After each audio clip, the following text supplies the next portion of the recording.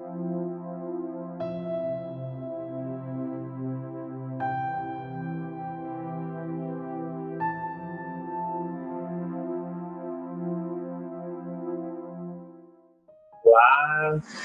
satisfação imensa estar de volta aqui com vocês. Vamos rogando a nosso Mestre Jesus que possa nos inspirar, abençoar o nosso bom propósito de fazermos bom uso aqui da tecnologia, propagando seus ensinamentos que nos parecem tão atuais como tivessem sido proferidos ainda hoje. Nos foi proposto para o tema de hoje que falássemos do capítulo 9 de O Evangelho à Luz do Espiritismo, codificado por Allan Kardec. O título desse capítulo é Bem-aventurados os mansos e pacíficos, mas nós abordaremos especificamente sobre injúrias e violências, que está nos itens 1 ao item 5. Lembrando que muitos de nós talvez saibamos o que significa injúrias, mas eu só vou especificar para ficar mais claro para todos. Então, injúria é como se fosse uma ofensa, um insulto, tá? Então, nós temos lá no livro Boa Nova, psicografia do nosso querido Chico Xavier, ditado por Humberto de Campos, irmão X, na lição número 11, que Humberto de Campos nos traz os bastidores, digamos assim, do Sermão do Monte. E ele nos conta que Levi, futuramente se tornaria Mateus, ele conversando em sua casa super confortável, lembrando que Levi ele era um cobrador oficial de impostos do Império Romano. Então, Levi, conversando com três amigos, três pessoas próximas, digamos assim, muito pobres, sofridas, doentes, conversando sobre amenidades, quando essas pessoas disseram que estavam muito animadas com os ensinamentos que Jesus nos trazia e que gostariam muito de contribuir a implementação desta boa nova entre os seus e naquela região. Foi quando Levi, num tom de deboche, sorrindo, tentando falar de uma forma meio sedosa, mas na verdade ofendendo, tendo um pouco de violência com essas três pessoas relativamente próximas, ele debochou, perguntando o que eles poderiam efetivamente contribuir, com o que eles poderiam efetivamente contribuir com Jesus. Já que um era muito doente, o outro havia passado por questões graves familiares e a própria família o abandonou. E o último deles era pobre de toda sorte. Como ele poderia auxiliar? Então, tentando apagar a chama dos corações desses três amigos, Levi disse que nada poderiam fazer, diferente dele, que possuía uma boa condição social. Esses amigos calaram-se, olhando para baixo, entristecidos, e foram se afastando. Passados alguns minutos, Jesus chegou com André. E conversando, a conversa foi em tom alegre, Levi comentou este episódio. Foi quando, ao comentar, ele percebeu a gravidade do que havia ocorrido. E tentando justificar-se, ele disse que talvez os pescadores, querendo se dirigir aos demais apóstolos, talvez eles sim, por terem força física, aliada à força de vontade, pudessem fazer algo de bom em relação ao Evangelho. Mas aqueles três pobres coitados e aquela multidão de coitados, de doentes, poderiam fazer o quê? Foi quando Jesus tocou em seu ombro e disse amorosamente que eles poderiam fazer muito, porque na verdade o Evangelho era para eles. A boa nova das pessoas que estão com o coração partido, que já foram desacreditados pelo mundo, que, segundo Jesus, com as suas próprias palavras, nos trouxe, que já prepararam a terra com tantas lágrimas que verteram. Essa terra já está pronta para receber a semente. Diferente daqueles que eram os possuidores das riquezas ou do poder. Porque como que eles implementariam esta boa nova? Através da violência, através do personalismo, através do egoísmo. Agora, aqueles todos que seguiam Jesus e seus apóstolos, eles sim seriam, através da humildade, de replicar todos aqueles ensinamentos. E saindo da casa de Levi, Jesus, percebendo que estava cercado pela multidão de famintos, de mães pobres, abandonadas, de doentes, de idosos, de todos os tipos de desvalidos. Ele sobe a um monte e o resto todos nós já sabemos, cerca das bem-aventuranças. Quando ele começa: avante, prossigam os humilhados em espíritos, porque esses serão consolados por Deus. Embora haja diferença em algumas traduções, porque temos que lembrar que aqueles ensinamentos ele foi em hebraico e depois vieram as traduções gregas e sucessivamente, a essência da lição continua.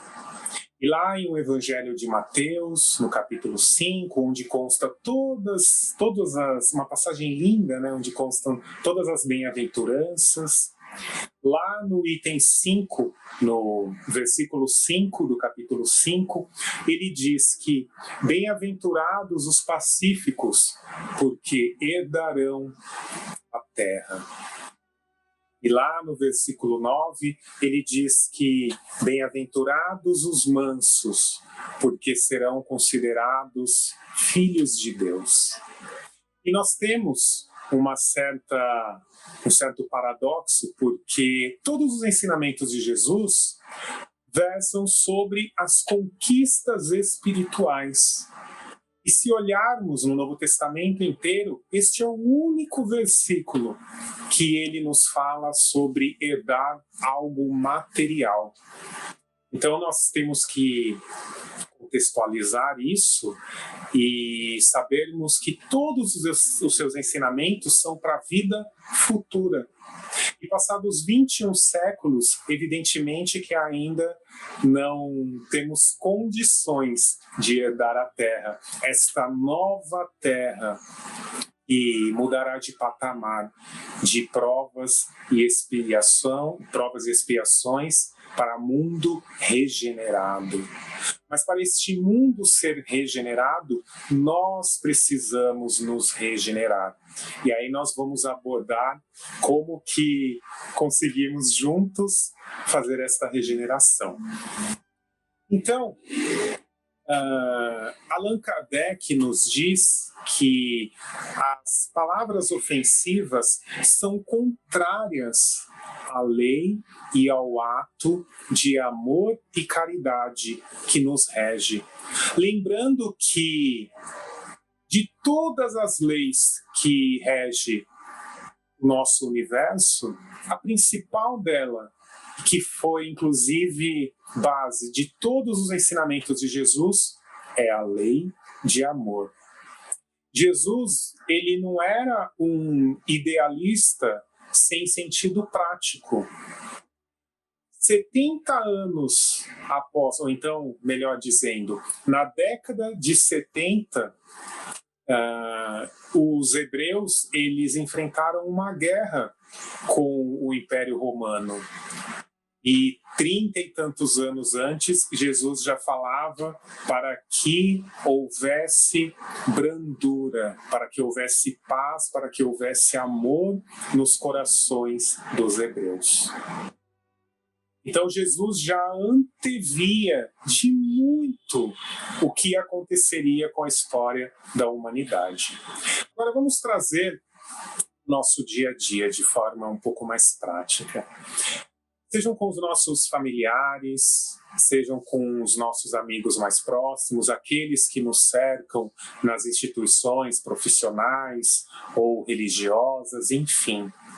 Geralmente, nós agimos de uma forma, digamos, um pouco mais cordial, com quem fala o que queremos ouvir, ou com quem ouve o que queremos dizer, com quem concorda conosco de forma incondicional.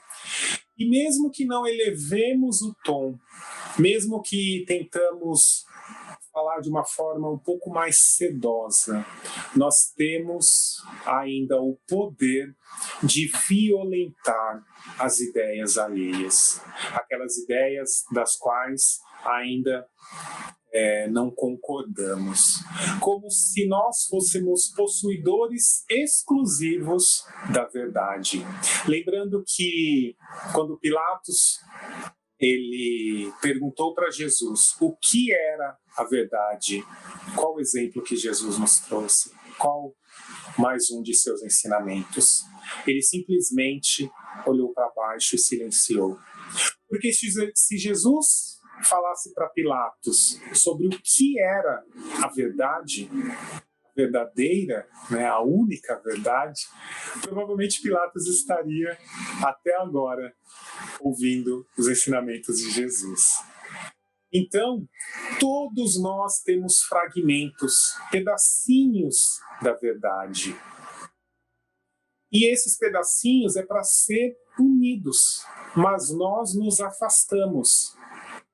Nós agimos com injúrias, com ofensas, com violências daqueles que não partilham do mesmo ponto de vista nosso. E eu gosto muito de Herculano Pires, assim como o Allan Kardec. Herculano Pires, no auge assim, de toda a sua trajetória, de todos os seus ensinamentos, né, intelectuais, ele nos traz uma orientação para que nós tratemos até aqueles que são mais distantes como família, porque verdadeiramente o somos. Jesus já nos dizia isso, somos filhos do mesmo Pai. Somos uma única família espiritual. E Herculano Pires diz que a partir do momento que nós tratarmos todos como família, nós vamos ter um olhar um pouco diferenciado acerca da dificuldade daquela pessoa, por que ela age tentando nos machucar, por que ela age com violência, com injúria, ou por que agimos com ela com injúria e com violência. E aí, compreendendo e trazendo essa pessoa um pouco mais para próximo da nossa realidade, do nosso coração, e com humildade, compreendendo que aquela pessoa, na verdade, ela realiza o melhor que está ao seu alcance, dentro do seu conhecimento, e que se fôssemos nós no lugar dela, provavelmente agiríamos de forma pior, e que aquela pessoa, assim como nós, também tem os seus estágios evolutivos. E não somos obrigados, e nem Jesus pediu isso, que nós estivéssemos todos no mesmo estágio evolutivo. Então é natural quando discordam de nós. Estamos, na verdade, né, em um período eleitoral, e nós temos esse discurso, nós contra eles, eles contra nós. Nós ainda não conseguimos sentar e conversar com quem age e pensa diferente de nós. E se conseguimos, nós ainda não conseguimos respeitar a opinião alheia.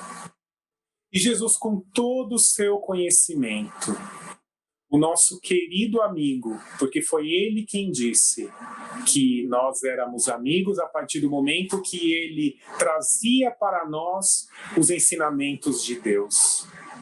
Jesus, com todo aquele conhecimento, com toda aquela bagagem espiritual, em nenhum momento ele nos taxou de A, B ou C.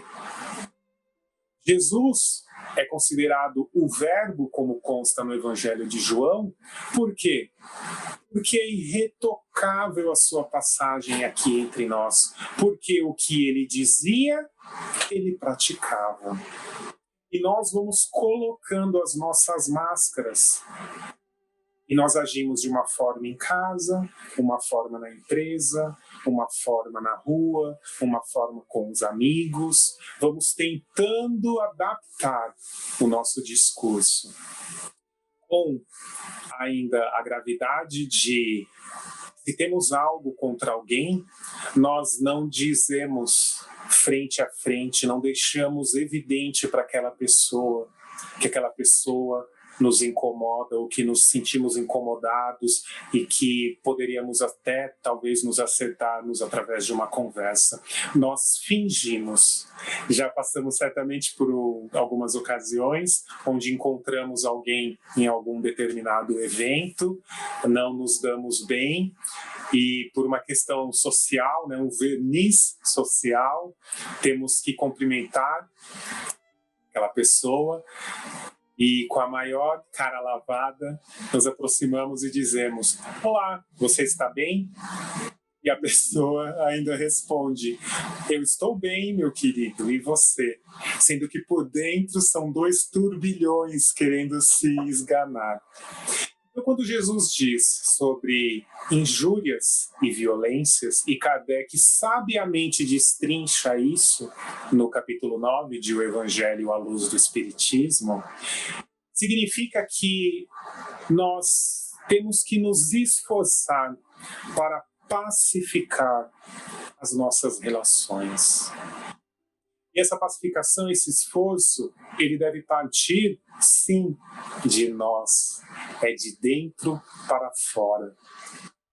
Porque somente uma egrégora, um ambiente interior pacificado, pode, de alguma forma, contaminar, no bom sentido, o exterior, aqueles mais próximos que nos rodeiam.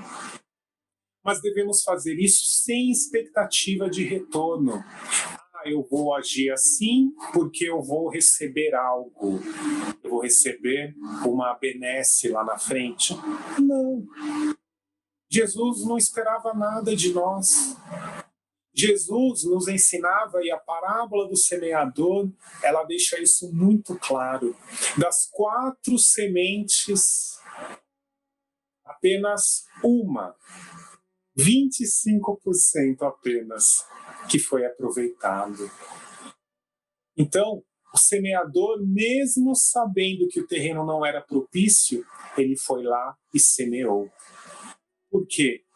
Porque em algum momento o nosso coração, o nosso interior, a nossa maturidade espiritual, ela vai permitir que estes ensinamentos, eles façam morada, mas não morada teórica, que nós comecemos a exemplificar, que deixemos o papel de teóricos dos ensinamentos do Cristo e assumamos a nossa condição de discípulos. Discípulos no sentido daqueles que colocam em prática. Então, cada um de nós somos mundos diferentes. Cada cabeça age e pensa de uma determinada forma. O nosso histórico, embora hoje estejamos juntos, o nosso histórico, a nossa criação, a nossa formação, enfim, nós vemos de eras, porque temos que lembrar que todos estamos encarnados, mas somos espíritos. E como espíritos tivemos diversas vivências, diversos aprendizados. E natural que estejamos aqui para aprendermos uns com os outros.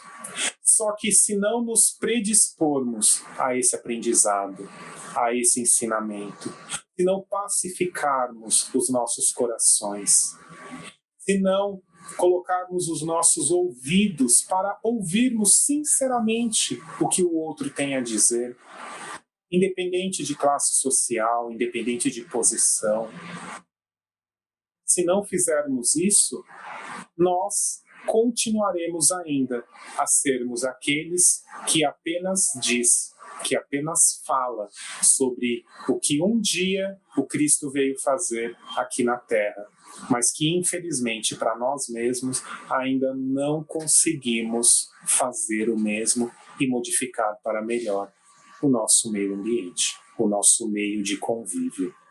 Então, meus amigos, a reflexão que nos fica para essa semana é que devemos olhar para dentro, identificar o que tem nos incomodado e como vamos tratar isso, como vamos jogar luz a esta sombra interior e permitir que parte dela seja tratada de forma efetiva.